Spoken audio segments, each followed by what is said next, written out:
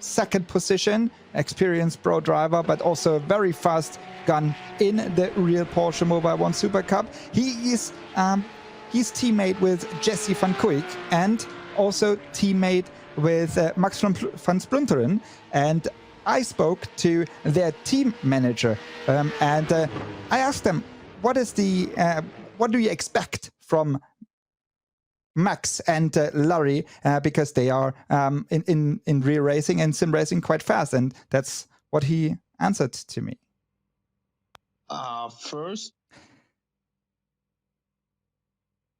well, nothing less, to be honest. I mean, do not rule out Jesse. You noticed. Right then, let's have a look at the grid for this first race. Guven is on the pole position. Larry ten Voorde just missing out in second. Nick Tandy third and Dylan Pereira in fourth position. Then Jackson Evans fifth. Jesse van Kuijk in sixth position. Max van Splunteren seventh. And Honkavori in eighth position for MRS GT Racing. Kula and Mawson line up on row 5. Richard Leitz in 11th. Great effort from him. And Lawrence Van Thor as well in 12th spot. Then Sven Muller 13th. Christian Engelhardt 14th. Some real big players right in the middle of pack. Hanken in 15th. And Lars Kern in 16th spot. Then it's Jordan Love with a number 3. Robin Hansen with a number 4. Silvestro in 19th position. And then Jean-Baptiste Simonauer in 20th. Jaden Conwright will be disappointed with 21st. He's really surrounded by all the rookies. Jaap van Laarden, a rookie for iRacing, not a rookie in the Super Cup. Fabian Vulvend and Steven Grove got himself up into 24th by the end. Philip Sager, Roar Lindland, Matteo Loren and Pontus Fredriksson in 28th. And then the final row of the grid. Look at that. Andrea Lotterer 29th and Mark Sinney in 30th position. But that all can change, as we know. Sim racing is special. For when you go into sim race, crashing is much easy. And now we are here in the grid and lights go green now. That was a very, very quick start and not a very good start from Guven at all. He really got wheels. We've got a bit of contact further back, a little bit of a collision further back as people are bumping around, but it's been a great start for Larry ten Voorde, who has clear track as he goes into turn 1. Guven's on the outside and he loses the rear end going through the first turn. A spinner further back. Oh, and that's a big crash. Right in the middle of the pack. I think we're going to lose quite a few drivers there. That's Max van Splunteren who started it. There's another car really high in the air. All kind. Richard Leitz it was, who's definitely going to be out of this race. There is damage. There's Nick Tandy on his roof as well. Nick Tandy's races ended right at the very start, and Larry ten Voorde has no idea what's happened because he was out front and had a very, very clean track. But those drivers who have had that accident, they will not be able to continue. Damage is muddled in this race as well. Yeah, so there was quite a lot going on in the first couple of corners, and maybe we can see some replay how this happened. But Larry ten Voorde, he is now with a little gap of about 1 second in front, but here's the replay. Guven's wide on the outside. Tandy's trying to go around the outside. Oh, Tandy, he put Van Splunteren into a spin and straight onto his roof. And there was further melees at the back of shot as well. But it was really Tandy there, I have to say, who got into the back of another car, and there was other contact going on further back. I think we've lost quite a few drivers actually at the tail of the field. Right on the start-finishing line there were people crashing into each other, but at the front of the field it's nice and clean. Larry ten Voorde leads. Dylan Pereira was the man in the pink pig that had a good start into second position. Guven to third spot, and they all filter their way over the start and finishing line. Hunkavori in pit lane. Now, why would he have gone through pit lane? Is that to get a repair on the car? Is it worth it in such a short race? Normally it's not. It is not worth it because you lose so much time. But maybe he just wants to repair to get another practice for the upcoming races, and so maybe that's why he is just repairing and continuing. I think we've lost quite a few cars. Yes. Here. I think we might have lost about 10 cars at the tail of the field. So we lost 8. We lost 8 to be honest. We lost Tandy, Köhler, Leeds, Engelhardt, Kern, Love, Simenauer, Grove, and Sager. So quite a lot in the first couple of corners. Yeah, absolutely. And there's points down to 15th position. So that 15th position is 25 seconds away from the leader after one single lap. Joey Mawson sits there and picks up that last position. But Mark Sinney, who started last, is now 16th and could be on course for points. Here's a great battle for 8th position. Jaden Conwright improving. I said he was disappointed with his qualifying. He is up there into 8th already. He started near the tail of the field. That's been a great opening lap for Jaden. Yeah, so as you say, he was not happy, or he wasn't sure not happy after qualifying, but now he is in top 10. Also, Marius Nacken, he is here also in top 10, fighting with Max van Splunteren, whose car is not looking very good. And once you have a damage on the car, you can feel it in the simulator still. Maybe your steering wheel is not straight anymore, or you feel that you lose drag and so on. So Max van Splunteren, he will not be on the best times now, but he will fight as hard as he can. And you can see a little bit of damage on Marius Nacken on the right front of that car. So he has had a little bit of contact with somebody else, but it's a good battle at the moment with Conwright and Van Splunteren for 8th position. They're about 1.6 seconds behind Robin Hansen, who's just a little bit up the road, and chasing down Sven Muller, who sits in 6th position. And Jackson Evans in the top 5. Jesse Van Kuik, I need to say that correctly by the end of this race. Dylan Pereira 3rd, and then Dylan in 3rd position. Guven and Ten Vorder. There's good gaps between those 3, but this really is a great battle as Nacken just runs a little bit too deep, a little bit too wide at the end of that first sector, and loses touch of the guys ahead of him. And he was a little bit on the dirt part of the track, and then so he lost a little bit the connection to Max van Splunteren, but he will maybe fight back. While we see some good, nice battles here. Jaap van Lachen, he is also battling here together with Pontus Fredriksson from Fragus Motorsport. And also here you see there's a couple of damages on the cars from the beginning of the race. But you know, that is the sport we want to see. We want to see cars fighting really close together, and we want to see scratches on the car, because then you see it's a one-make Cup series, and that's what it's standing for. Yeah, and I have to disagree with you there. Nobody likes to see a Porsche scratched or damaged. I just no, not that. Park it up in the corner. but to have fights tail to tail, very much. That's what I mean. Yeah, so replay of Pontus Fredriksson then. Jaap van Lagen is chasing him down. And, he got that very wrong and completely missed his braking point into the back of the number 14 car, which was Matteo Larin. And Matteo got away with it, but unfortunately, Fredriksson did have a little spin. Jaap van Lagen's got a lot of damage on the front end of his car. He started quite far back in the pack.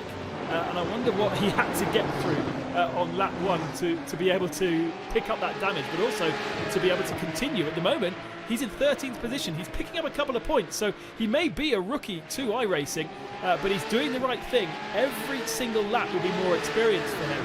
And, Jaap van Lagen, probably one of the most experienced drivers in the Supercup now.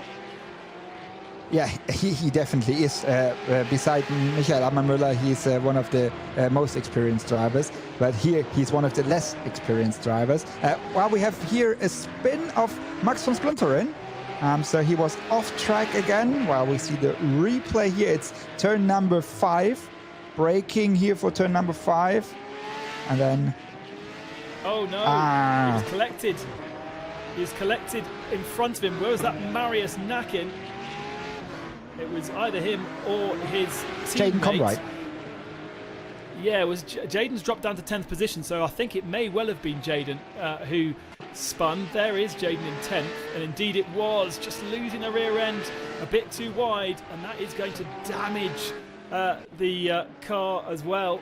So there's going to be very few 911 Cup cars here that are going to be undamaged by the end of the race. Top 5 though seems to be pretty settled. Jackson Evans really impressing me. Not a lot of experience in the virtual world, but he's getting his head down and looking to try and make a move for 4th position on Vlankkuken. How do you say that? How do you say that name? Yeah. That's a good question because that's Dutch. Van Kuik. I would say Van Kuik. Jesse Van Kuik. I would say. But you know, in a team GP Elite, where 10-4, Van Kuik and also Van Splinteren driving, he's like the one with the less experience of everyone. But now he's in 4th position, just 2 or 3 places behind the team leader, as Robert, his team manager, said. So Larry Tenforde, who should be the team leader for now. But he's doing such a nice job, Jesse, in the 4th position, fighting with Jackson Evans. And it was interesting to see some of these guys in their kind of private test sessions earlier on today, getting together and almost going into the same they kind of call them rooms, and you go in and you're able to have your own private practice day and help each other. So teams have been working together like that. And Jesse, on iRacing, one of the most experienced drivers we've got here. So whilst he's least experienced when it comes to the real world, roles totally reversed in this virtual edition of the Porsche Mobil 1 Supercup. This is round 1 from the circuit to Catalunya, Barcelona. Round 2 coming up in just a few moments' time once we've got this race done, but we've got plenty of time still. 15 minutes remaining. Jackson Evans on the attack in the slipstream down the start and finish straight. He's been put to the outside line by Jesse, and be very brave to go all the way around the outside. Jesse gets on the grass. Oh, great move from Jackson Evans. Held his nerve there to turn in, because yeah, and that's a really tricky thing, isn't it? You just don't know who's on your inside. Correct. And here we see the replay again, and that's a very nice and fair fight we can see between Evans and Jesse Van Kuik. And yeah, so they left enough space, but that's Porsche Mobil 1 Supercup. Close fights, wheel-to-wheel fights, and yeah, Jackson Evans, so he's really fast at the moment. So 4th position now, and now I think he's aiming for Dylan Pereira in 3rd position, fighting for the podium. Dylan, one of the best scores on iRacing.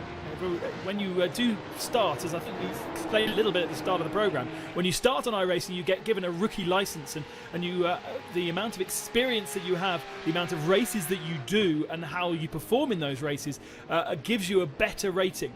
And so every single one of these drivers has different ratings and licenses depending on the performance that they've had in the races they've competed in, but also the way they've driven, the safety rating. So are they dangerous? Are they crashing into people? Are they spinning?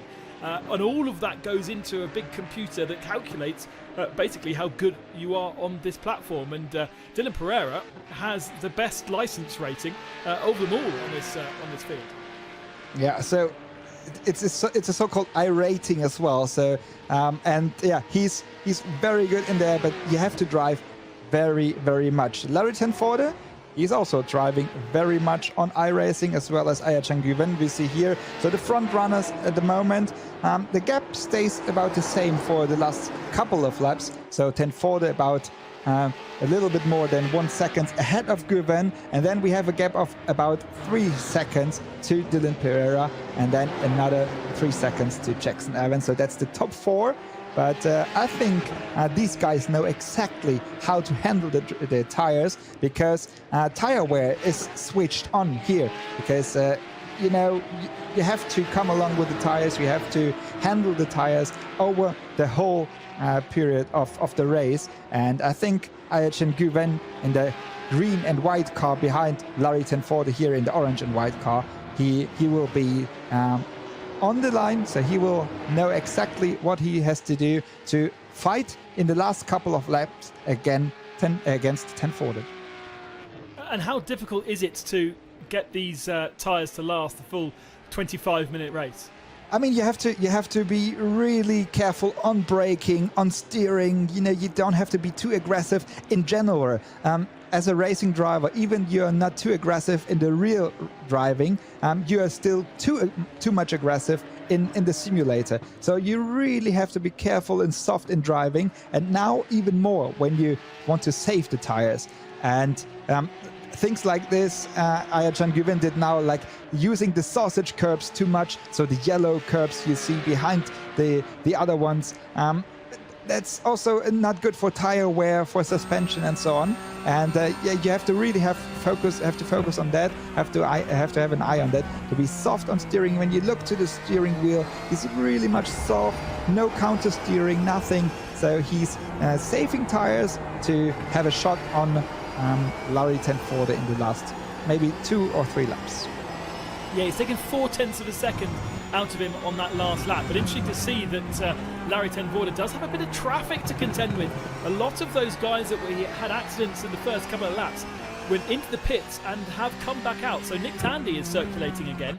He is out on track. Even if he's a couple of laps down, there's a couple of drivers that have done that to perhaps pick up some last-minute points. Good driving, though, from that back marker to get well out of the way and make sure that he doesn't compromise the guys around him. I think that is Jordan Love that they've just passed. So Jordan Love now being put a lap down. I mean, Jordan Love's actually spent 5 minutes in the pits getting his car repaired. So at least he can now use this rest of the race as kind of a test session and get more experience and see what's going on. Because, of course, race 2, it all happens again. Correct. And you have to be prepared for that. And it's the best what you can do. Get your car repaired, get out on the track, and then go for another practice, while we see Robin Hansen here with a spin. And this is how it happened in the hairpin up the hill, so which is turn number 7, turning in onto the curbs, and he lost it on the sausage curbs. Marius Nacken, I think he was right behind. He was a bit lucky not to crash into Robin Hansen, but so turned the car back in straight line and then continue driving. Yeah, so he lost 2 positions there, dropped from I think 7th down into 9th or 10th spot. Here are the 2 teammates, Nacken and Jaden Conright, running together. So despite that half spin and definitely some damage to the rear end of the car, Jaden's still running relatively well. It was his last lap time. Yeah, it was a 49.4, so that's not too bad at all as they come across the line. I think a bit of back markers to dispose of. But the gaps are relatively spread out at the front of the field, and in fact that was quite easy to get past. This is the best battle. These 2 teammates running together in 7th and 8th positions. I'll tell you that Güven is 0.8 of a second behind ten Voorde. 4.5 back is Pereira, and then another 3 back to Jackson Evans. 2 back to Van Kuka, and then Sven Muller doing a great job in 6th position, 7 back on his own, having a bit of a lonely race before you get to these 2. But Sven Muller, again, with very little experience in the virtual world, showing that just patience is all you need to pick up some decent points. 6th position. Now, Jaden, no team manager in his ear probably telling him what to do here, but he needs to be careful not to compromise his race and the race of his teammates. No walking back into a virtual awning to be embarrassed by the guy, but still you need to be careful where to make your move, especially when you're carrying the same colours. And there it is, down the inside, and it's, if he can get the car stopped, yes, done very, very well. That's the best spot here at the Circuit de Barcelona to overtake. It's the hairpin after the long straight, and it was a very nice move by Jaden Conright with his teammate. You would expect Jaden, but Jaden's has got decent experience. He's got a decent rating here in comparison to his teammates. So you'd expect him to really be leading and almost showing Nacken what to do. To be honest, not really, but yeah, it's nice. So you see what can change. You see the flasher of Nacken. He said, "I'm faster. Why did you overtake?" But yeah, he overtook because he's faster than you, So just go into slipstream, follow your teammate, and maybe try to catch up with the guys in front, Sven Müller, who would be the next one, but he's quite far ahead. It's about 13 seconds ahead of these two guys. But yeah, I mean, it's nice. It's a surprise that the guys you do not expect to be that fast will be faster than the guys you expect to be fast. Now, I know that flashing your lights in real life motorsport, especially in the dark, has quite a big effect on distracting the guy in front of you. But in the virtual world, will he even notice? Will he even see? To be honest, I think it's more for you when you do it yourself that you feel like, okay, I made the guy in front nervous. But to be honest, I think for the guy who should see the flasher, it makes no difference. And especially when you know that you've just made the pass and you're happily stomping away with faster lap times, no problems at all. This is the battle for the lead. The gap has come down to just over 0.7 of a second between Guven and Ten Voorde. It was always going to be these two at the front of the field, barring any big problems. And of course, we did see a very bad start from Guven and a very poor first corner, but he was lucky not to be caught up in Nick Tandy's accident. And now these two streaking away, 6.5 seconds away from Dylan Pereira in third position. And I've got a feeling with just 6.5 minutes remaining of this race, not got that long for Guven to make his move. Again, he was a little bit faster on the last lap, but only a very, very small fraction, and he wasn't as fast as he has been earlier on in the race. So perhaps those tyres starting to go off, or the concentration starting to lapse. These guys are really, really stressed when they're driving in the sim world.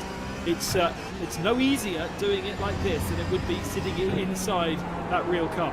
It's much more stressful for your mind, your head, than physically. So as you say, it's a lot of stress for them here in the car, sitting in the simulator.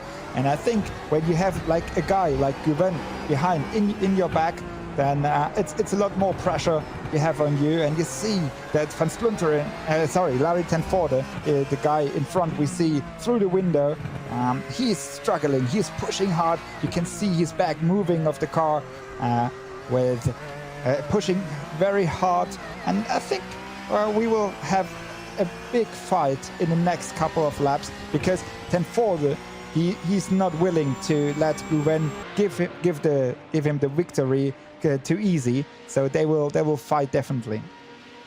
Gap down to less than 0.4 of a second now.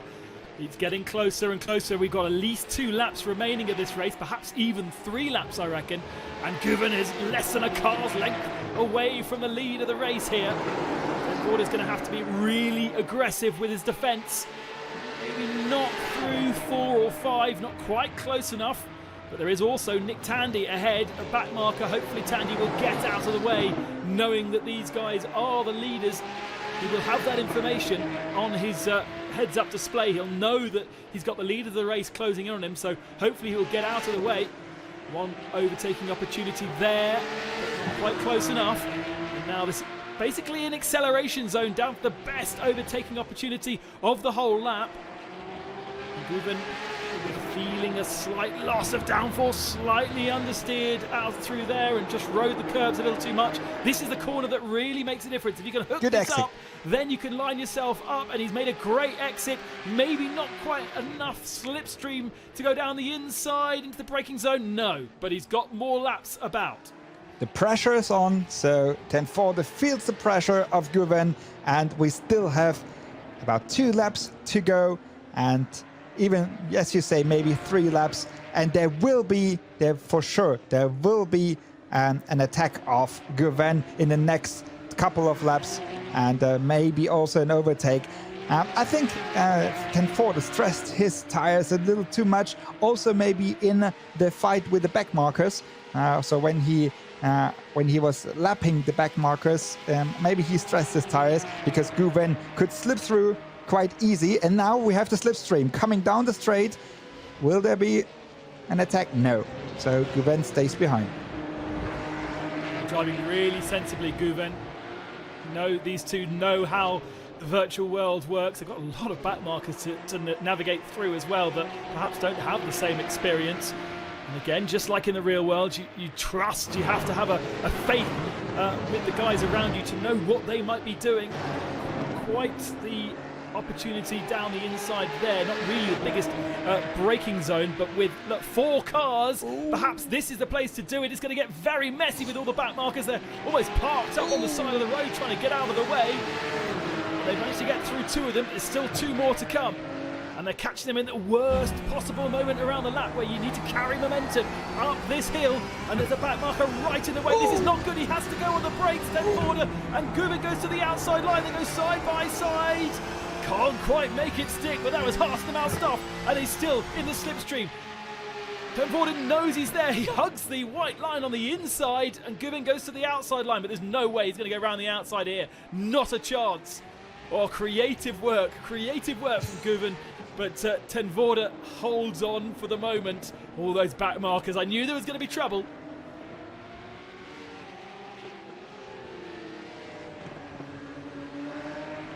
That is exactly what we know from the Porsche Mobile 1 Supercup. Fights very close. So there was another mistake from Ten Vorden going into the last corner of the track. Now onto the long start and finish straight here. And there's the slipstream again. Ten Vorden goes to the inside, closing the line on the inside. So he's waving back. All fine so far. And now can make Guven the move.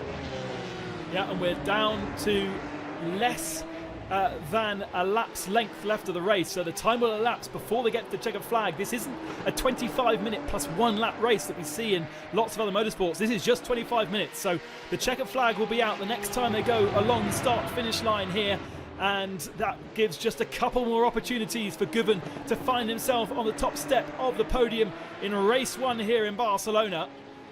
This would be one opportunity, but again, it's very, very hard. He looks to the inside. Oh, he muscles his way through. That's a proper move, and he's run very, very deep. And Ten Vorden snatched it back. That's exactly the kind of thing you see in the Porsche Mobil 1 Supercup in real life, and it's happened here. Good respect from both the drivers. They haven't knocked each other off, but contact between the two. Guven now needs to gather his thoughts. He's got another opportunity to do down into the next braking zone here. And the rear end just trying to creep away from him. Did he get enough drive? He's going to go to the outside line again, and Ten Vorden is hugging that inside line, making sure there is no gap for Guven to go down the inside, but it makes that corner so acute for Larry Ten Vorden. He can't get off the corner very well, and he has to defend all the way through the long right-hander at the top of the circuit. It comes down to just the final braking zone out the chicane. Not really a very good overtaking opportunity unless you fire it down the inside. Ten Vorden goes defensive again. Guven tries to go around the outside. No contact between the two, and Larry Ten Vorden has survived an onslaught of attacks from the Turkish driver to win the first race of the Mobil 1 Supercup Virtual Edition in Barcelona. It's ahead of Aysan Guven, and Dylan Pereira picks up P3. What a massive amount of entertainment these guys have put on for us, and that is exactly what we come to expect from the Supercup and from virtual racing as a whole. What a race it was. So it's exactly what, as you say, what we know from the Supercup in real life. So that makes even more, it makes me more exciting for the upcoming race now. So we will have now a little warm up coming up, and then race number 2 here at Circuit Barcelona. And there's so close fights, not even in the front, also in the mid pack and in the back of the field. And now coming up with the second race, everybody is now a little more into what is a sim racing race, what is a sim race. And I think now we will have even more cars in the field. So I think the crash in race number 1 we just finished now, it won't happen in the second race now, but so that's why we will have even closer fights coming up. Jaap van Lager finishing in 12th position. Pontus Fredriksson, we just followed around the last couple of laps, to finish in 13th. Mark Sinny will finish in 14th spot, despite starting at the very tail of the field. So a great effort of perseverance. Whoa! rides the curves like a touring car and still manages to get the car facing the right direction. A nice little bit of a show for us, Mark. Thank you very much. Roar Lindland will pick up the final point in 15th position. We did have a few guys finish the race after pit stops and damage. And let's take a look at the final result then from race 1 here in Barcelona.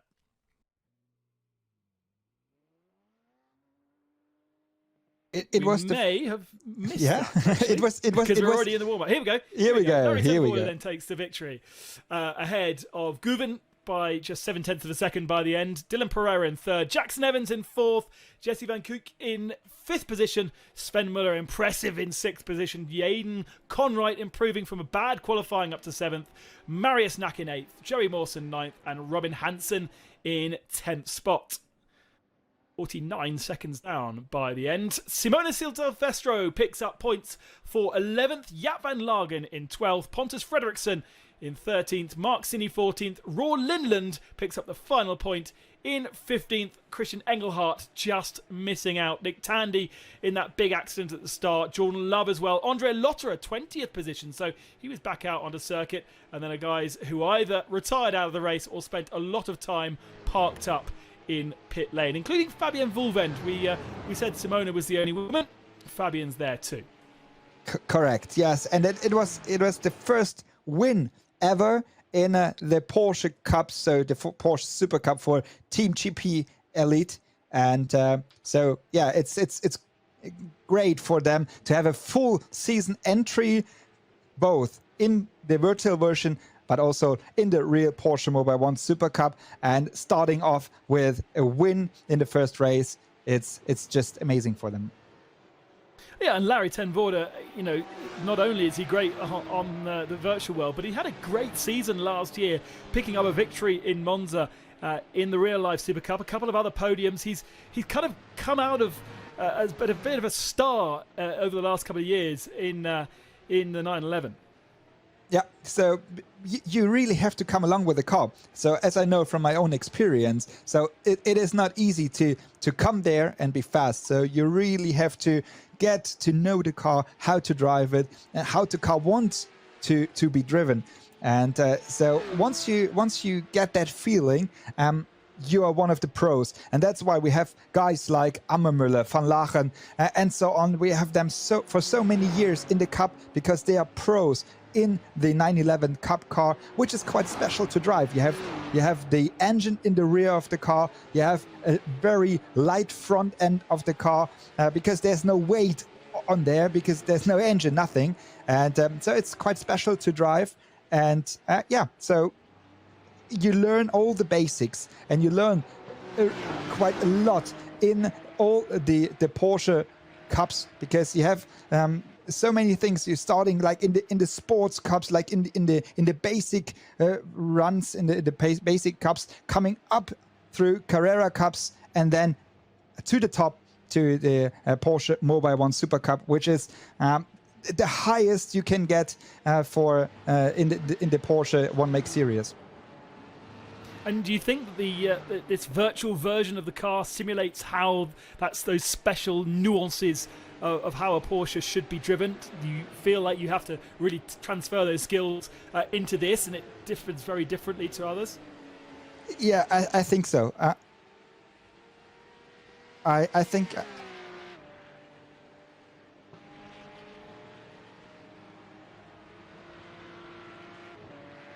So that's it for the first race, and we've got another race coming up for you after a quick break.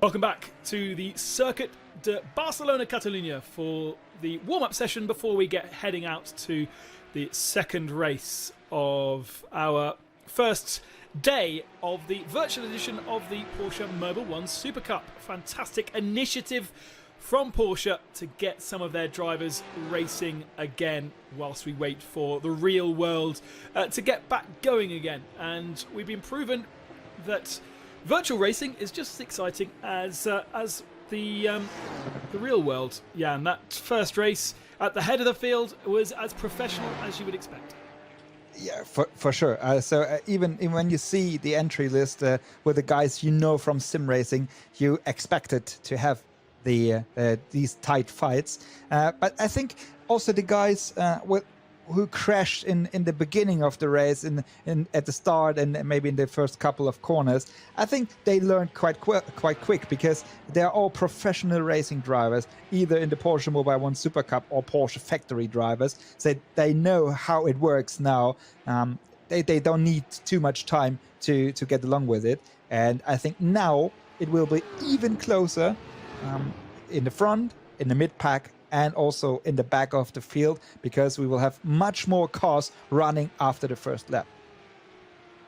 And what do they need to do you think, to make sure they don't get caught up in an accident? Because, we saw a crash from literally the moment those guys dropped the clutch. It wasn't even a corner that caught them out. Some of them actually were crashing on the straight. I think the biggest problem is that to keep in mind to stay safe, as Ten Voorde and Guven have proven.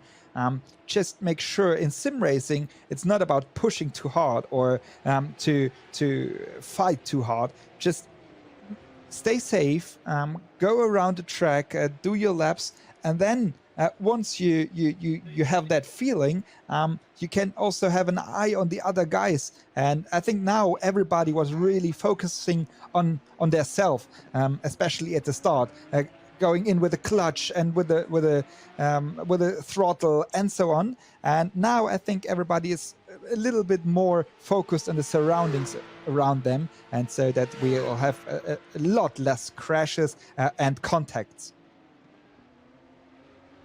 So we've just got a warm-up session going on right now. 10 minutes of that warm-up session remaining before we get into race 2. Just kind of a bridge between the two races. And what can we expect from race 2? The grid set by the results of race 1. Yes, so we have the guys we just saw. We have them in the front, but also it's quite a nice mix of guys who just survived, let's say, the first lap. I imagine Jap van Lagen, for example. He just made his way through all the crashes and all the guys and all the cars. And maybe he will struggle a little bit more because now there are really fast guys starting from the back of the field. And so we have like a nice mix. We have the front runners. They're really fast, but in the mid pack and in the back of the field, it's more like a mix of fast drivers starting in the back and want to go to the front. Yeah, so we should point out that unlike many race 1, race 2 formats, this is the grid determined by the results of race 1, not reversed, because so many championships do.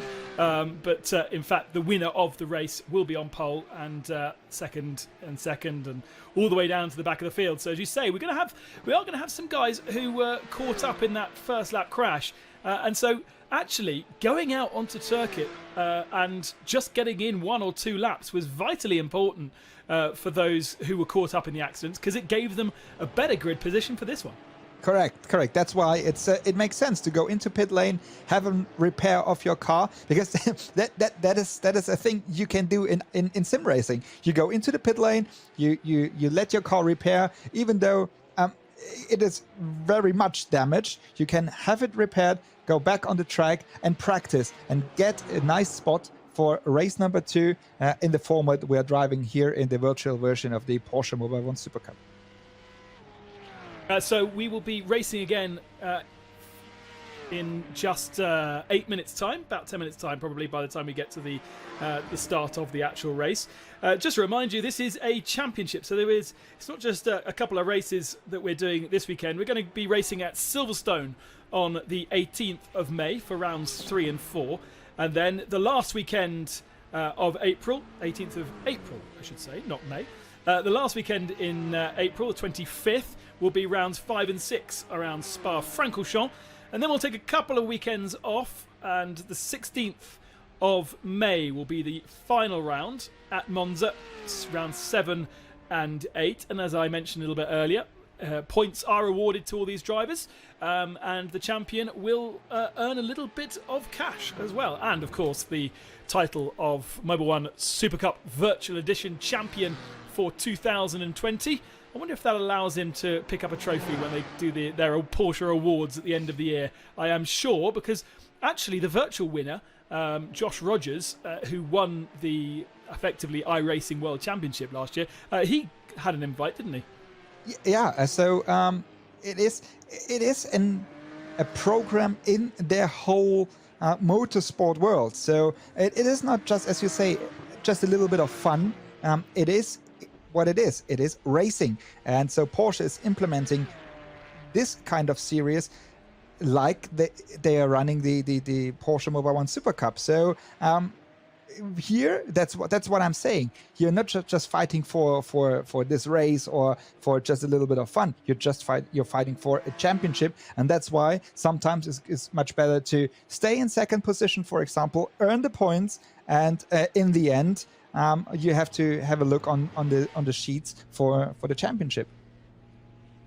Yeah, I wonder how they're going to hand over the trophies. That's going to be a little bit more of a tricky one, because you're obviously not going to get a trophy today, but by the end of the season there will be trophies awarded to each of the classified drivers, both in the rookie classification and the overall and the Pro-Am. And of course, didn't really go into who was rookie and who wasn't, but as per the Super Cup, you do have different classes of driver.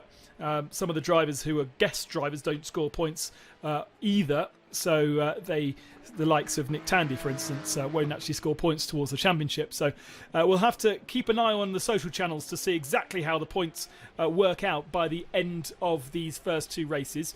And of course then who also gets the prize money as well. We are getting close to going racing once more. I can tell you in the warm-up at the moment, Larry ten Voorde is fastest, and actually he's gone faster than he did in qualifying.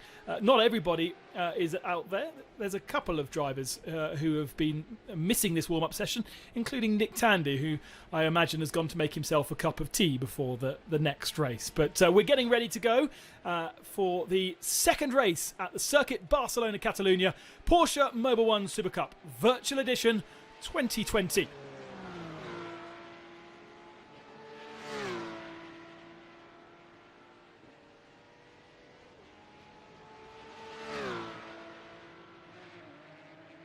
Warm-up underway before the start of the second race around the Circuit Barcelona Catalunya, one of the newer modelled tracks on iRacing, the platform we're using for competition today. And even if it's warm-up, they seem to be getting themselves into all kinds of strife on the start-finishing line now. I'm not sure exactly who that was, but it'd be interesting. I'd love to see kind of photos of where some of these drivers are driving, because, you know, we were talking a little bit about rig setups and what kind of equipment they might have at home. The steering wheel and pedals can vary from a couple of €100 to a couple of €1,000, and Porsche did a great job of making sure everybody had a steering wheel and pedal set up to be able to maximise their performance in this race. But then, you know, the connection, internet connection, the hardware you have at home, the distractions of your girlfriend or your dog trying to lick your foot, all kinds of things influence the virtual world in a way that they just wouldn't in the real world. Even the heat, when you sit in a rig, you sweat that much, like you're sitting in the real car, because I mean, the airflow you have in a real race car is different to the airflow you have on or in your rig, in your home office or in your living room, whatever. So it is quite difficult to keep up your concentration the whole time. We have sprint races here only, but there are also a couple of different races for longer than just a couple of minutes. But yeah, it is what it is, and it is for sure not easy. Now, talk a little bit about.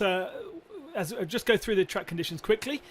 This is simulated on real life, so the kind of conditions we might see in Barcelona at the moment. A beautiful day, and the track developing, of course, with the amount of running that we've done so far. So the track conditions will feel slightly different. They are dynamic, and therefore, because we've already had a race in qualifying, they will be slightly different to how we started the day. But talk a little bit about collisions and driving, because, of course, in the real world, we'll have race stewards sitting up in race control, watching all these track cameras to make sure the driving is fair. Will we see penalties and the like being handed out in this as well? So we have a penalty system here working on. So you get penalty points, different points, and once you have too many penalty points, for sure you get a penalty. But it is, I think, and a hope for the pro drivers we all have here in the whole field, the whole 30 drivers.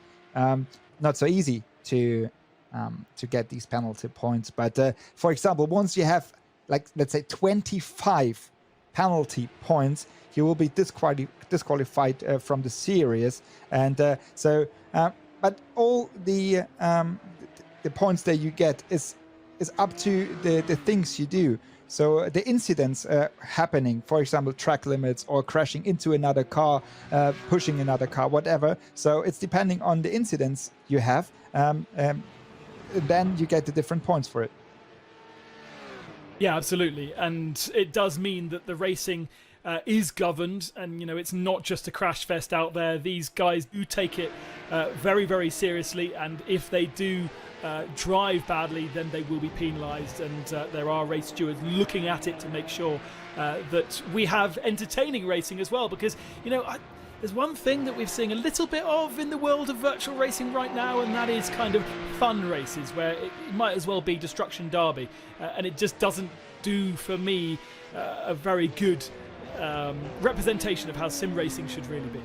No, it is for me, sim racing is real racing. So it doesn't make a difference both if you're sitting in a rig, in a simulator, or sitting in a real race car. So the fight you have on the track is exactly the same. So it shouldn't be a wreck fest. So in the end, the crashes we saw in race number 1 was not because of a wreck fest. I think it was because of a lack of experience. And now I think everybody's really focused on that, because a race driver's nature is sitting in a race car and want to win the race or the championship, whatever.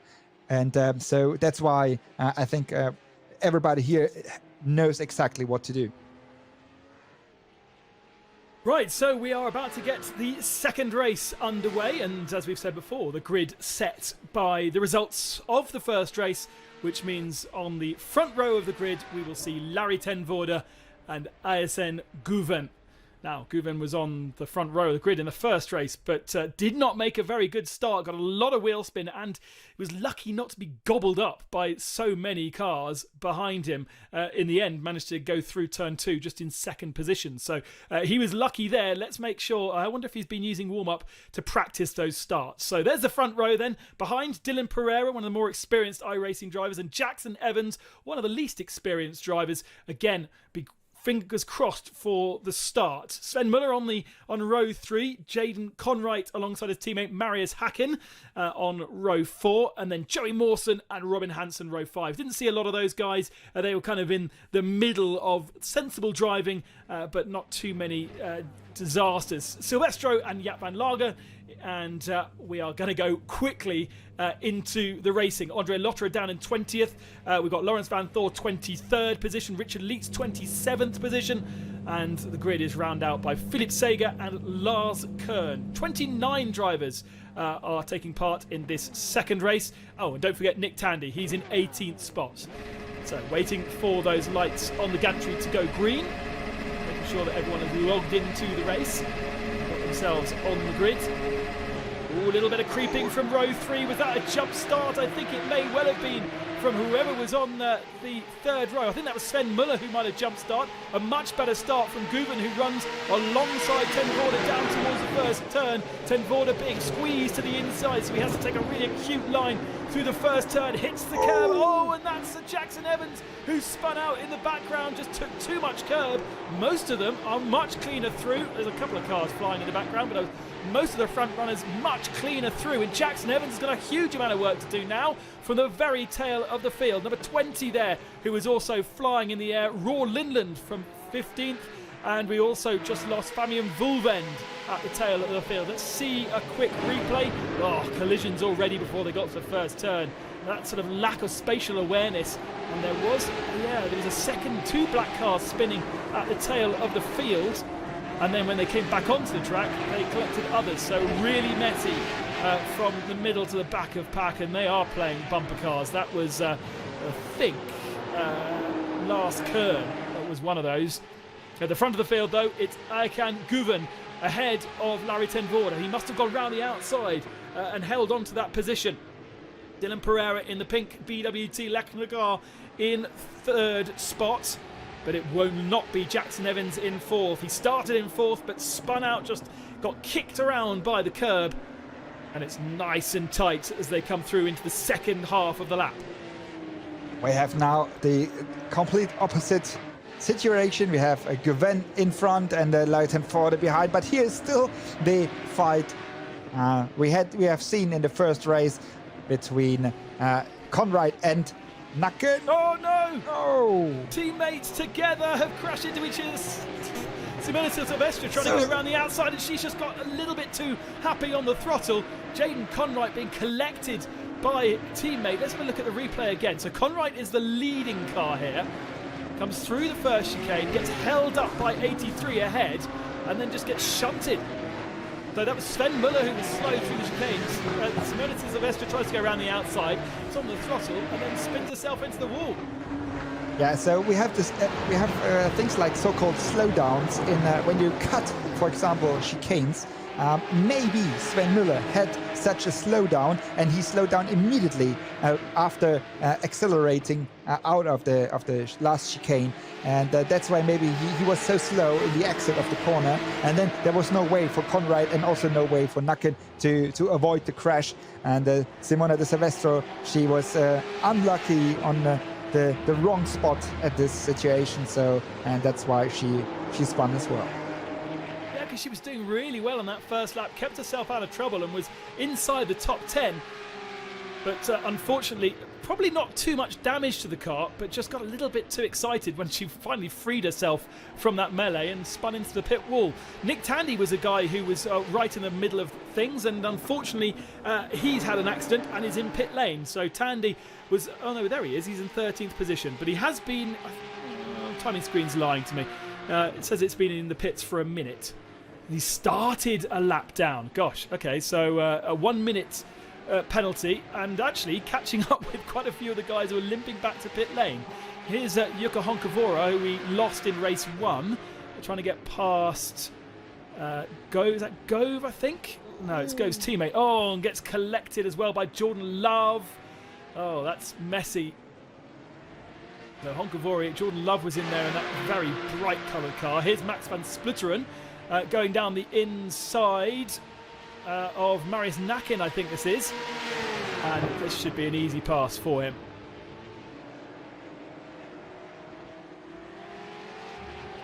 Good stuff from Van Splitteren. Nacken drops into the clutches of Leon Köhler now. Köhler trying to find a way through. Not really an overtaking opportunity unless you really have not had a good run through turns 1 and 2. And seems as though Marius Nacken's just about held on. What about going into here? It's not really a braking zone. I'm sure it used to be a braking zone back in the old days, but anyway, something's changed there, and now Nacken just understeering wide and letting Leon Köhler up into 7th position. Yeah, that was an easy one for Köhler to get the pass on the Nacken. So yeah, the field is already a little bit spread. And we have a couple of cars in the pits, but also a couple of cars rejoining, using the the second race for practice again. But that's what's happening in sim racing quite a few times. When you have one crash, you have a couple of cars crashing into there because the reaction whatsoever is quite slower than in the real world. So I don't know why, but you see that quite a lot in sim racing. And sometimes it can be that when these guys are driving, Van Splitteren spun, he's off the track, trying to get himself back facing the right direction. Here's a replay, all on his own, no one around. Okay, through that one, the long right-hander. This should just be an acceleration zone, right? Oh, he's happy on the throttle. Oh dear, that's what in English we call a billy spin. From Van Splitteren, but Jan, it's really hard to know when you're losing the rear end because it's not like in the real world where you've got the sensation of sliding. Yeah, correct. You don't have the feeling of the car moving around yourself, so that's why it is not so easy. It looks quite easy from the outside, but it isn't at all when you sit once in the simulator, and so that's why it's even more affordable what you see of these guys here in the front. Larry Tenforde we are on board with now in second position, hunting for Ayatjan Guven in the front. So we have exactly, as I said before, the opposite situation as in race number one, and now Tenforde, he will be the one who's looking for a gap to pass Guven, maybe in the next couple of minutes. Unfortunately, Jaden Conright, who he's followed quite a lot of, has gone into pit lane, so obviously too much damage to his car, and we now have, he's in 15th position right now, so that means we've got people who have been caught up in accidents, potentially able to score points. Nick Tandy completely confused me, I apologise for that. He started the race in the pit lane. He's actually up into 8th position now, such has been the chaos that's surrounded the second half of the field. Quite a few drivers sadly still in pit lane. I think there's probably about 8 to 10 cars in pit lane and some out of the race totally. But a good fight at the head of the field, and we've got a couple of weeks before rounds 3 and 4, so a lot of the guys that maybe have struggled in this first race have got time to practice, time to refine and get themselves in a better position, because actually there's opportunities here. You know, these two at the front of the field are super quick, they're super consistent, but outside of that there's a big hole to fill for the rest of the guys who are trying to get themselves up in a better situation, as we have a look at Joey Mawson, to try and score some decent points. Yeah, exactly. And also for guys like Leon Köhler, who is quite new to sim racing. I mean, he's doing sim racing a couple of times before, but he really started practicing the last couple of days before the start of the championship. So, and he is doing well. He is in 6th position, and as you say, Nick Tandy, he's also completely new to sim racing, and Simona De Silvestro as well. So you see the guys, they are just do what we mentioned before. They just stay safe. They do their own stuff. Watch the surroundings, and then with going through without a crash and scoring points. Now, Nick Tandy actually might be relatively new to sim racing at home, but he has actually won a Porsche competition. A couple of years ago, Porsche hosted the Sim Racing Summit in Leipzig, as you mentioned, and Nick was partnered with Josh Rogers when they launched the World Championship, and those guys, I can't remember if they won. I have a feeling they did win. Nick was very surprised to find himself on the top step of the podium. Shared a car in a 2-driver race with Josh Rogers.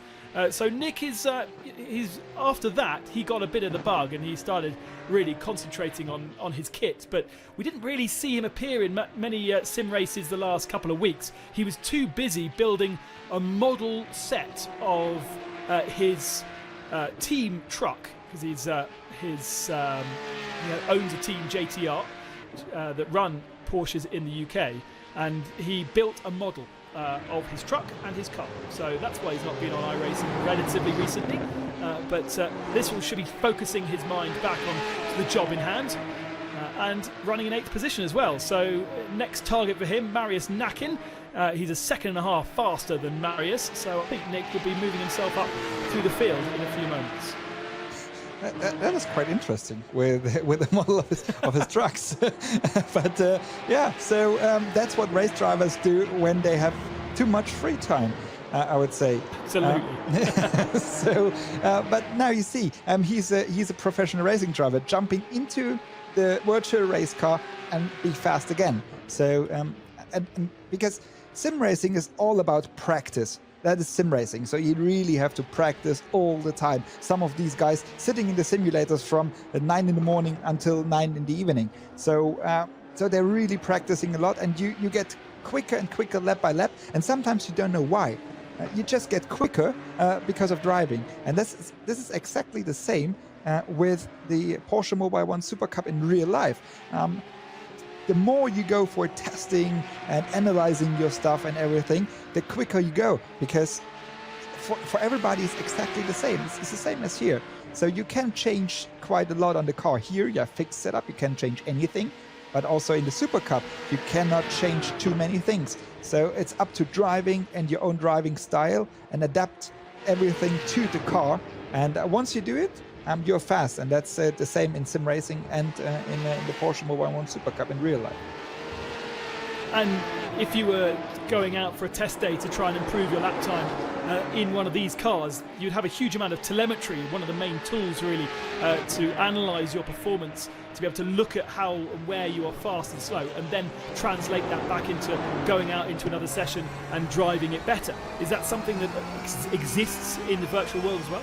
You have exactly the same in here. So you can work with the same instruments you have, with the same software you use in the real life. And these guys are doing this. So they go out for a couple of laps, analyzing the stuff in the software, go out, try different things, and then see what is faster, and then they do their stuff. So they're used to it, and they work with it. And that's also kind of different story with pro sim racers and professional racing drivers.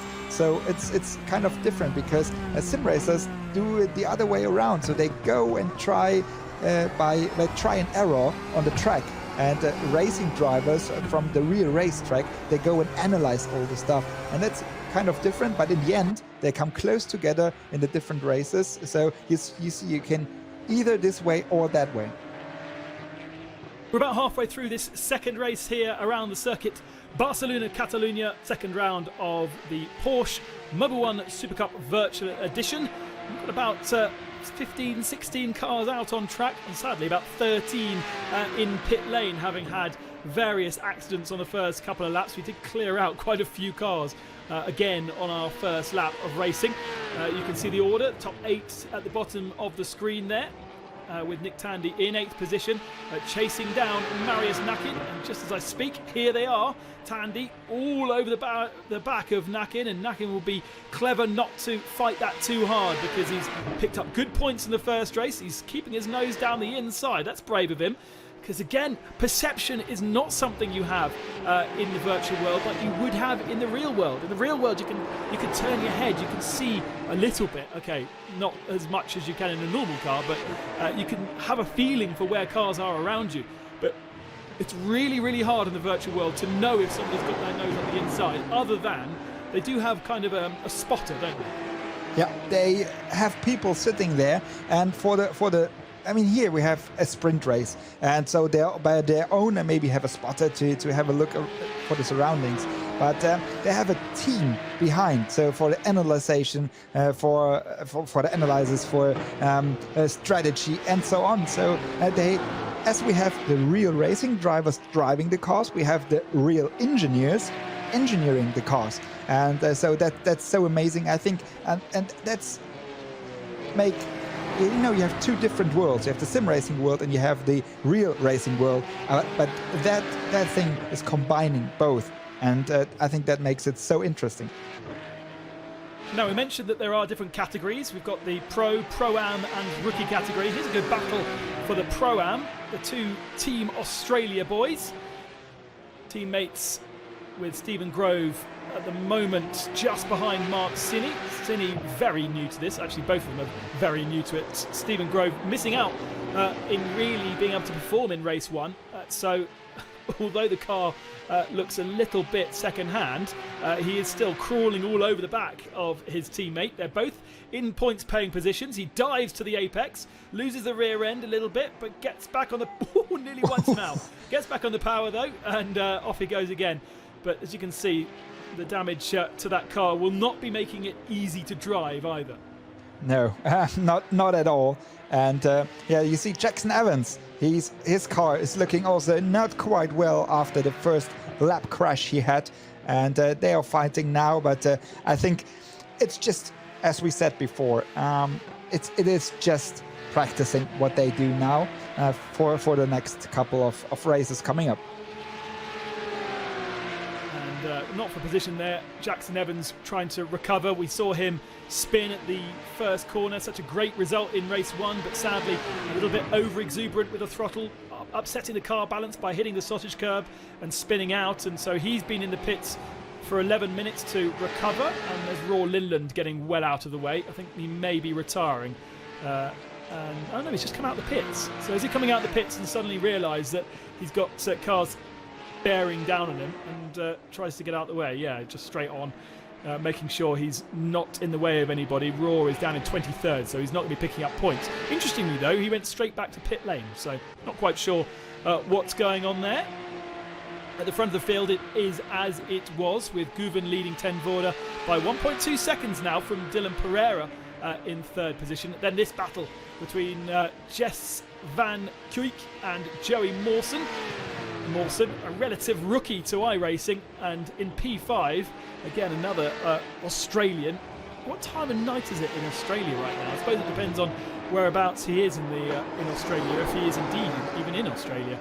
But one of the great things about sim racing, you can have people racing connecting from all over the world. The problem is sometimes they're connecting in the middle of the night. Yeah, correct. It must be in the middle of the night in Australia.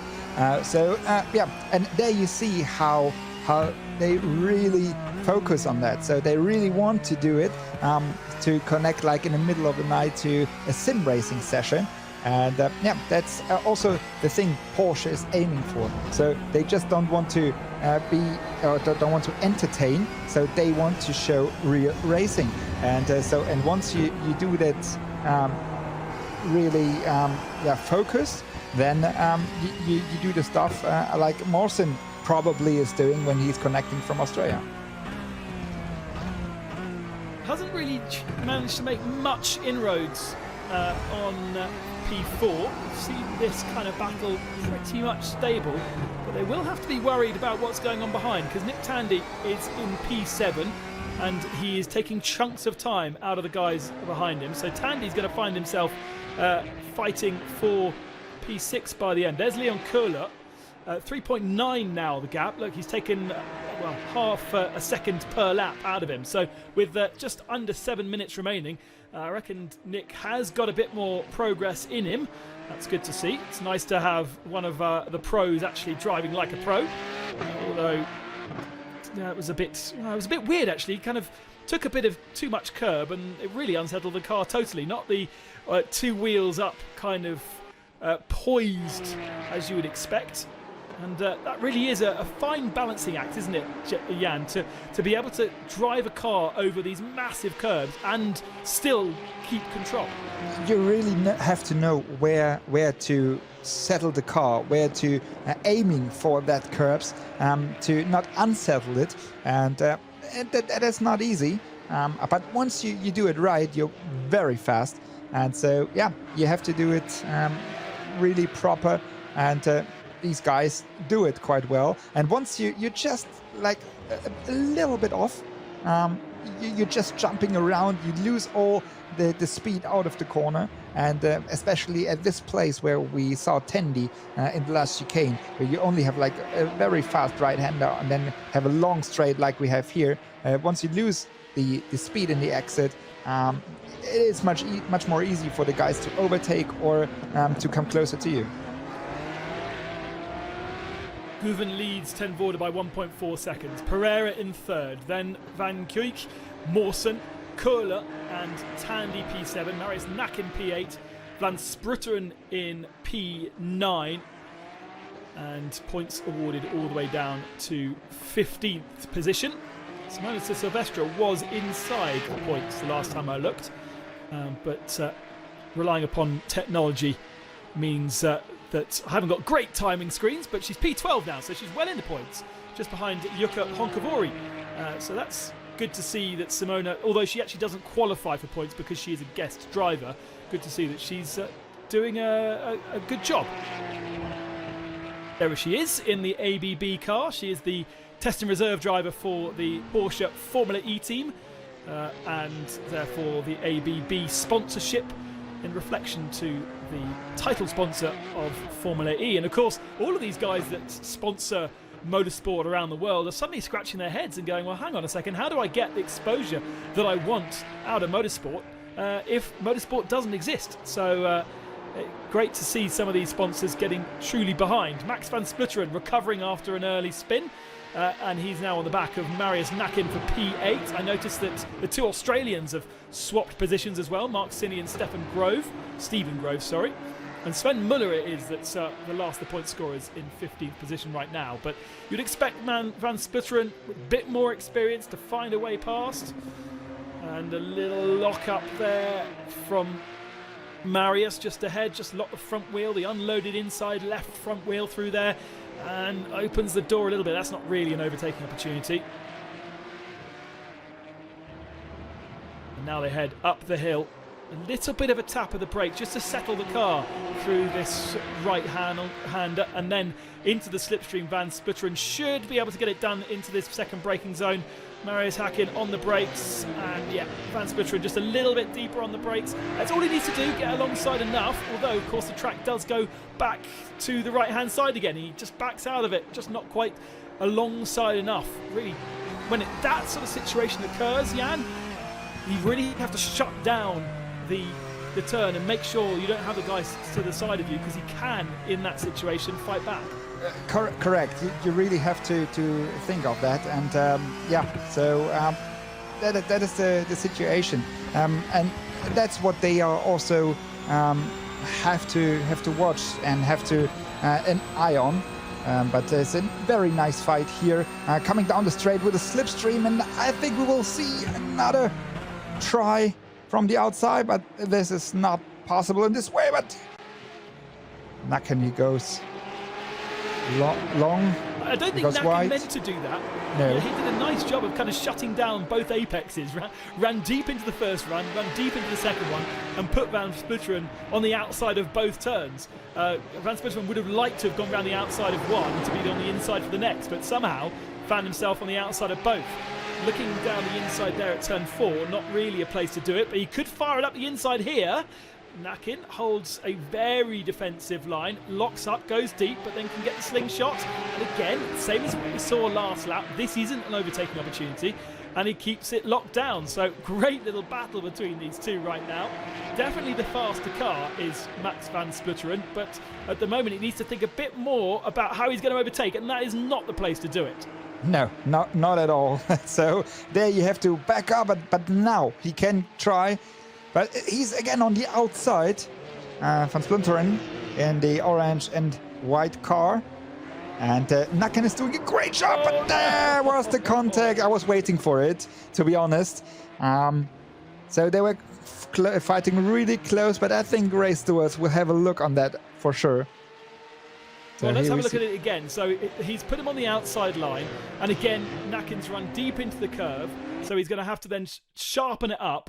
And of course, already Van Splitteren's already accelerating out of the turn, isn't he? So he's got the momentum, whereas Nakin's still trying to turn and get himself sorted to get out of that turn. Correct, but still, you cannot go. You cannot touch the car in front of you on the rear end. So you have to find your way around it. So I think Stewards will have a look on it, because Nakin didn't do anything wrong. So he was closing the inside line. He was slowing down himself much more than he should, because he was on the inside line. And Van Splitteren tried to have a bit better exit and tried to overtake, but he was too close, and he had a better momentum, but he was, as I say, too close to the car and just touched it. This is the last lap. It's been so entertaining further back that we haven't had a chance to really look at Aykan Guven, who finished P2 in race 1 but has led from the lights and has pretty much remained unchallenged throughout the whole of this race. Larry ten Voorde not being able to keep up the pace in race 2, and the Turkish driver who finished P2 in the Supercup last season with a victory at Silverstone. He finished P2 in the real world last year in Catalonia, but he's taken victory in the virtual world. Winner of race 2, Aykan Guven. Larry ten Voorde picks up second position, and that will put both of them on equal points going into the second weekend of racing. Over the line in P3, Dylan Pereira picks up third spot. And we're going to have a long wait before we get all 15 of our drivers over the finishing line. Some names that we didn't really speak too much about further down the field. Here's Jukka Honkavuori, who retired out of the first race, had a spin in this one, and still putting pressure on Philip Sager, and maybe trying to get himself into the top 10. It'll be a brave place to do it into the chicane. He fires it down the inside anyway. That's almost guaranteed contact. And, Philip Sager decides to back out of it. So Jukka does get the position up into P10, points for P10. But again, stewards, I think, might have a word to say about that rather over-enthusiastic late-braking manoeuvre. Further back, here is Mark Sinney. And just ahead of him, Stephen Grove. So Grove, with the more damaged machine, has managed to make a break of things. And those two teammates, there he is. So Stephen Grove will pick up points for 13th position, his teammate 14th, and we'll wait to find out if Sven Muller will be able to pick up 15th position and the last points scoring spot. Team Australia come around the finishing line, whatever time it is at night, over down under, and it is Grove ahead of Sinney.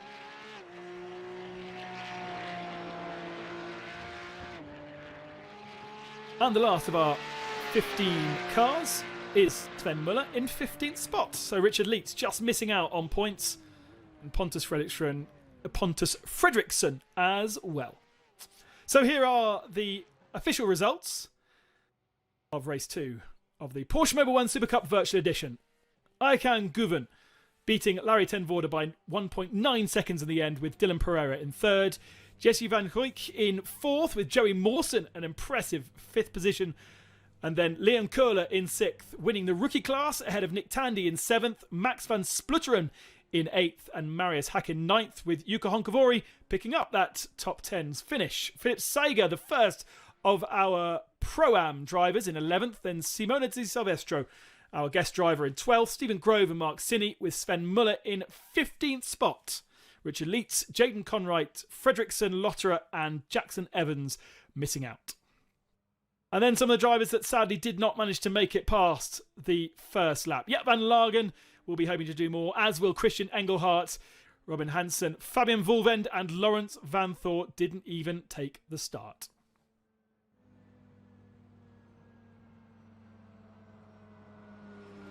So a very entertaining 2 races around the Circuit de Catalunya. But as this was announced quite late, I imagine the form is going to change quite a lot, Jan, with all of these drivers gaining more and more experience each day. I think now they know exactly what to do for the next couple of weeks, what to practice and what to do, because they have 2 weeks to go until they go to Silverstone. And then I think they will practice now all day long. As they see, it's not that easy as they might thought. But let's see. When we go to Silverstone, it's another story. I mean, Barcelona is one thing, but Silverstone is the other one. And I think now, people like I can imagine like Lotterer, like Leeds, like Van Lagen and Ammermüller. They really on it now, and they want to be in front as well. So I think the practice service on iRacing will be hot and will grow. So let's have a look at at the first lap of the race. We're going to have a look at ISN Guven, because of course started P2 after finishing race 1 in P2, and we were so focused on all the crashing further back we didn't get a chance really to see exactly what happened. So a little bit unsettled from Larry ten Voorde through turn 2. They run side by side, but I think Guven's just going to hang it around the outside, isn't he? Yeah, he's running on the outside of turn number 4, and then on the braking again on the outside. So they were running like a couple of corners side by side, but now he's on the better line. So the green and white car, Guven, is on the better line, on the inside line, and is taking the first spot from ten Voorde. That was a really, really impressive move. To have the faith in the driver on the inside of you, not to kind of shoulder you off the track, and also to have the grip. He must have done a good job because everyone will have started presumably with the same kind of temperature in their tyres and brakes. Correct, yeah. So, but there you see how professional they are. They're watching mirrors, and they're watching side by side all the time long, and yeah. So that's what is nice here, and in the real version as well, because the same pictures you see here, you will see in the Porsche Mobile 1 Super Cup once they start the season. Because as I said, we talked to Olli Schwab, and he told me, or he told us, that their goal, their aim is to run 8 races. So they don't know at the moment for sure, because nobody really knows what is the plan, but their goal is to do 8 races for the real Porsche Mobile 1 Super Cup in 2020. We're running on board with our eventual winner, and you can kind of see just how tricky it is to know where Larry ten Voorde is at the moment. You know, looking out that front window, it looks as though there is no car anywhere to be seen. But obviously we know from the outside that there was a car running on his right-hand side. He, of course, we've talked about the audible kind of spotter that is part of iRacing, but he's done a great job all the way around the outside there. And finally there's a turn that goes left that gives him the inside line. Yeah, you can see all the time he left always a little bit of space to the inside or outside, and so he knew that there's another car, and that's what it makes it so special and so professional. Of course, the tyres and the brakes are not up to temperature right now. They are still a little bit cold, so knowing just how hard you can push, how much grip you do have, and then setting about pushing enough to stay ahead, but without taking too much out of those tyres, knowing that they have to last the full 25-minute race. What I really like is how Guven, you can see here on the onboard, how smooth he is driving. So he's really soft on the steering, and I know he's really like precision on how he handles the throttle and brakes and stuff. So yeah, it is very professional driving what they do, and that's how they practice all the stuff, and that's why we see so close fights. And but you know, everybody will go there and will come there. We see here the start again. We have Andre Lotterer in the Hugo Boss car. So it was his first attempt in the sim racing. But you know, I like it to have these guys in here, because before you sit at home, you go racing. And how to go racing in these times? You do it from your home. That's why it's called home office. Their office is a race car, and so bring the office back home. And so that's what they do, driving here in the Porsche 911 Cup car. Yeah, great to see Andre Lotterer, obviously a big celebrity in the world of Porsche motorsport, winner at Le Mans, and racing now for the Porsche Formula E team. Just got a little bit loose there through turn 3. Managed to avoid all the chaos that was happening in front of him. Just a little tap, but didn't pick up too much damage. And you can see just how tentative he's being. He doesn't really have faith in the car. The car behaviour looks so different. Yeah, and you see, and you really can see that there's everybody knows who's in the car, because as a race driver, who's in the car in front of me or behind me. Oh. That was a crash. Because until there it was all okay. Some looking here, some looking there, but that was the huge crash he had, why he fell back so much in the grid. Yeah, so who was that was spinning? Was that the Tag Heuer car? So I think that must have been Lawrence Vanthor. Yeah, squeezed. I think so. Yeah, I think so. So the Porsche factory drivers, but that's what I said before. I think sometimes it feels like in sim racing, the reaction time, you have to be so much quicker in reaction time, because in real life, if there's a car standing like this, you're preparing yourself, and you can react really quick. But here, you see it so often that people crash into other cars. Like standing cars. Here we see why Vanthor spun. He was on the inside line, and then Lotterer couldn't avoid the crash. Yeah, he just kind of got squeezed, didn't he, by one of the Team Australia guys? Just was having to add a little bit of input, a little bit of turning input mid-corner, which upset the balance of the car and ultimately put him into a spin. Yeah. So he was he couldn't do also anything. So yeah, I think also race control and stewards will talk in the next couple of days to the drivers once again, to have the races you just want to see. I think the Silverstone race will be a complete different story. Yeah, as you say, hopefully half the grid were basically iRacing rookies before Porsche announced this initiative, and so bringing plenty more drivers to iRacing, but they are so far behind the likes of Ayhan Guven and Larry ten Voorde when it comes to experience in this particular platform. They may have done some sim racing in other platforms, but every platform is like a different car, right? You have a different feel from platform to platform, as well as from car to car within those platforms.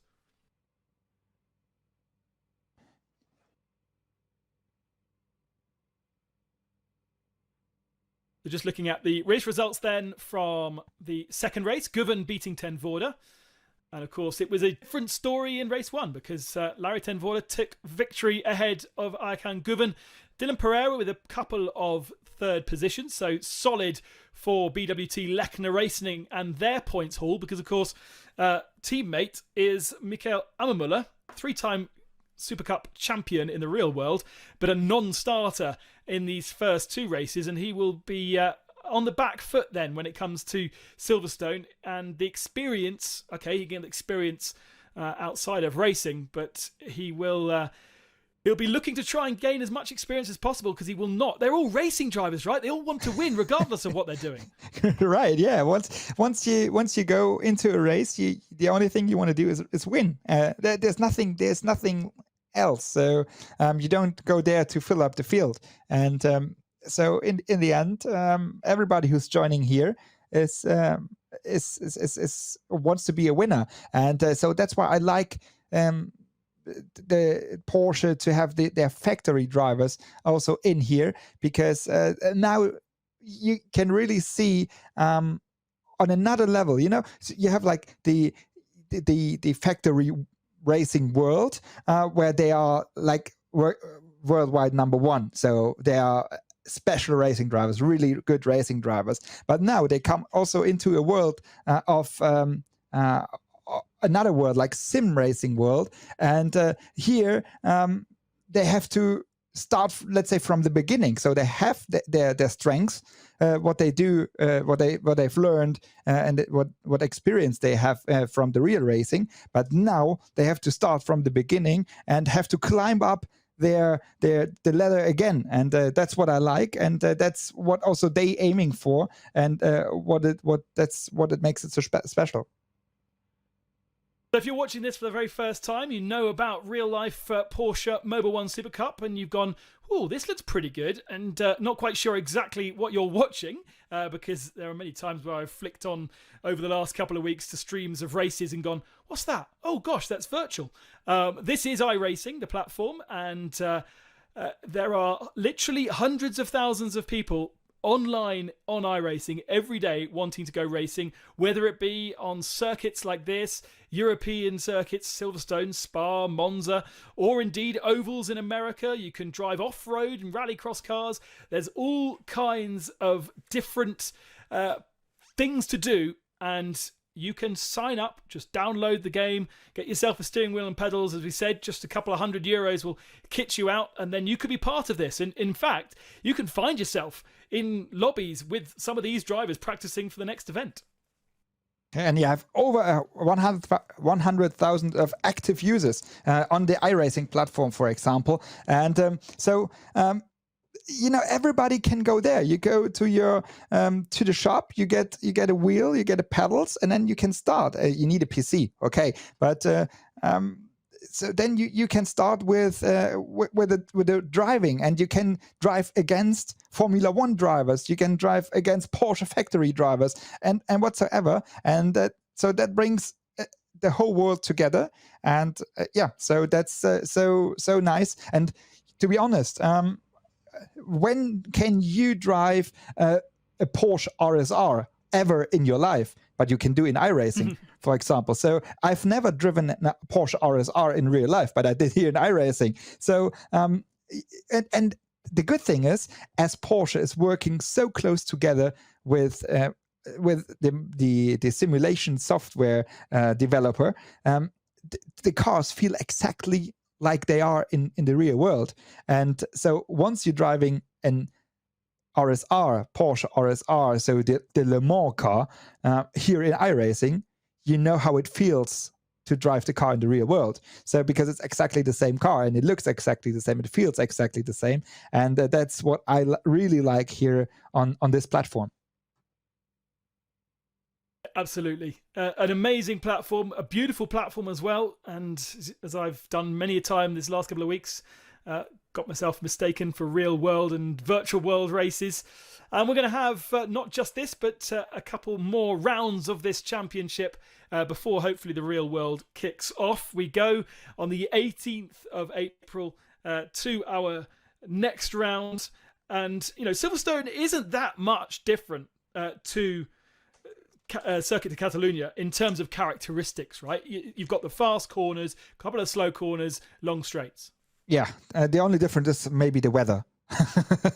So a typical British weather over there. No, to be honest. So maybe that's also a part we can talk about, because they can simulate everything. For example, they simulate track temperatures, wind, outside temperatures, the racing line. So the cars driving racing lines, so the racing line is warmer than offline, and so on. But there's one thing missing: rain.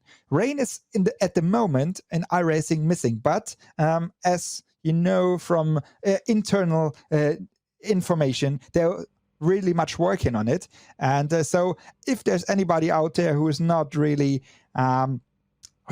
into the sim racing or iRacing world, we will not have rain races, so wet races, but it will come.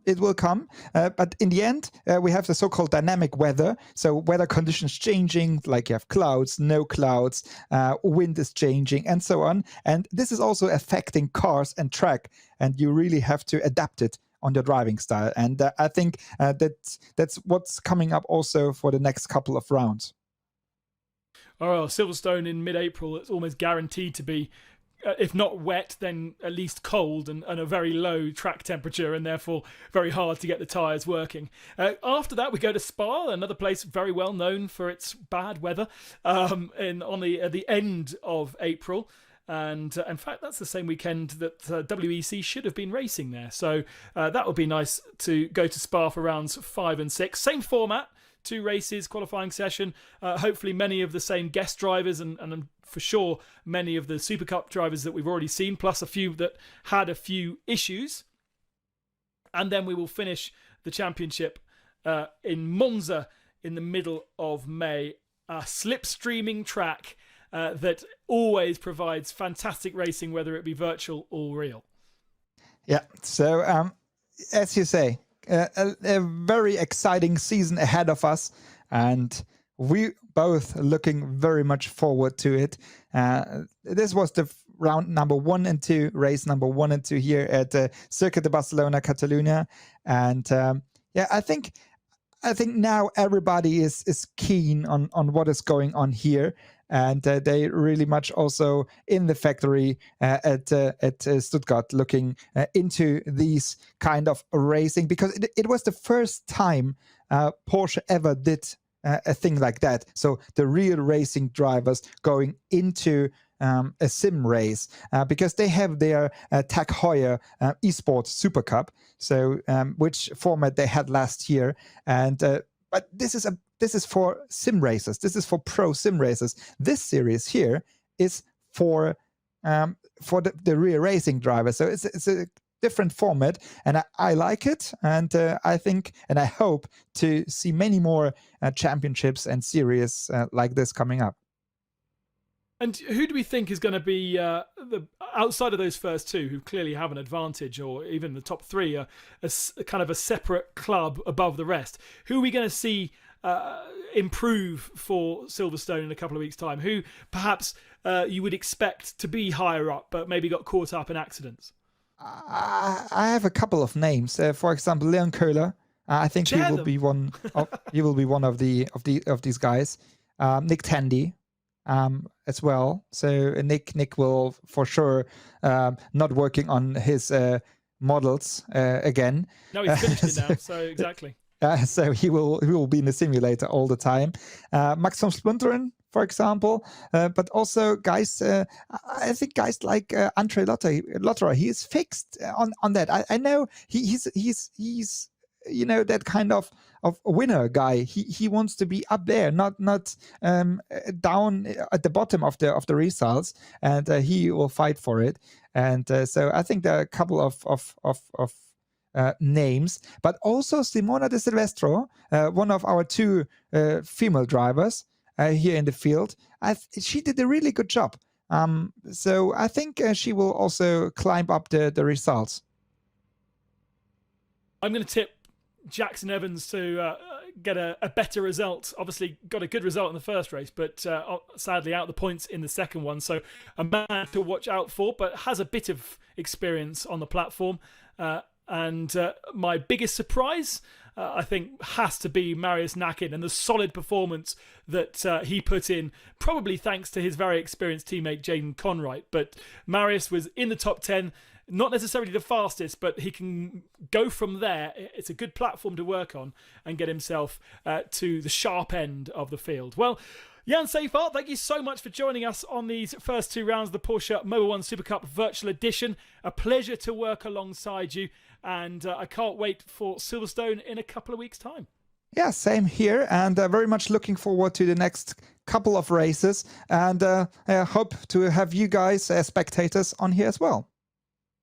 Thanks very much, Jan. See you again on the 18th of April for rounds 3 and 4 at Silverstone of the Porsche Mobil 1 Supercup Virtual Edition. Goodbye.